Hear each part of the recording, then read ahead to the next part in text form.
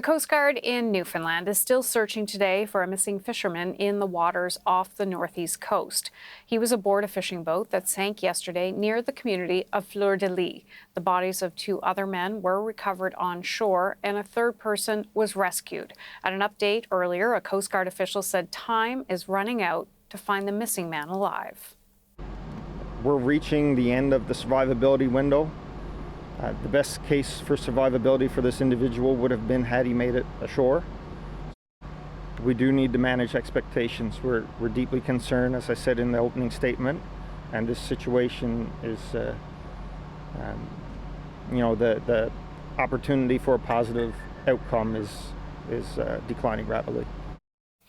The CBC's Chris O'Neill-Yates was at the Coast Guard update in St. John's earlier this afternoon, and she has the latest on the search effort.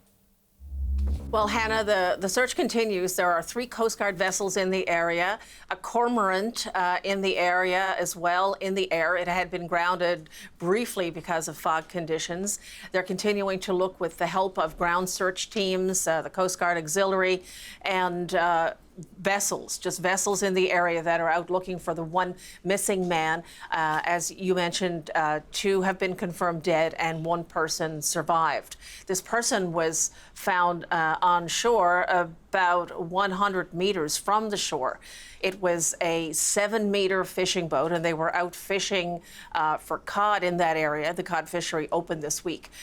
Coast Guard says it's getting to the point now where they're pushing the line on the survivability, given the temperature of the ocean at this time of year, how long somebody could survive. But they said they will continue to search. They've discussed how long, and will continue to discuss how long the search will continue if they don't find this one missing person before they call it off. There were no details on who the people are or their ages or anything such as that. Out of respect for the family, the representative said from the Canadian Coast Guard. But they said they will push their search beyond what they know to be the level of survivability of a person in those conditions. So this search continues full on right now. Yeah, Chris, this is happening in a very small community. How are people holding up there?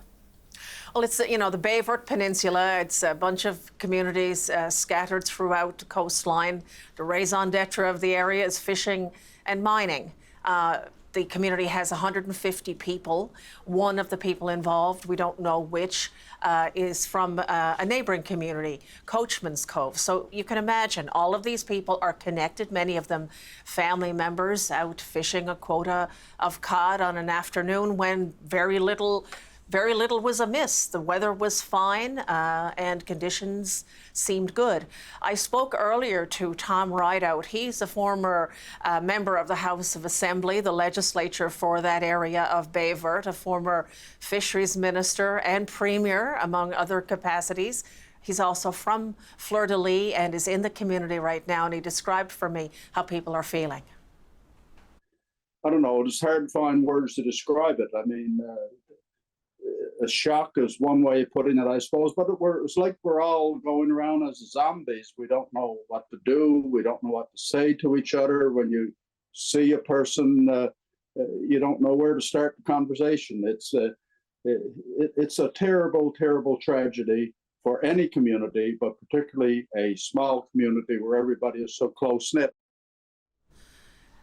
People will be watching this story, Hannah, in Newfoundland and Labrador. It's a very common story, but when it happens to individuals in communities and their families, it's heart-wrenching and very bitter, and people in that community right now will be heartbroken. And it's, pretty much the story of this province in a way, that, the fishing industry, which gives life and sustenance, can be sometimes quite cruel and can take life away as well. And that's something people are grappling with right now while they wait to hear the fate of the one person who's still missing and, live in hope that as time, and even though time is running out, he will be found safe and sound.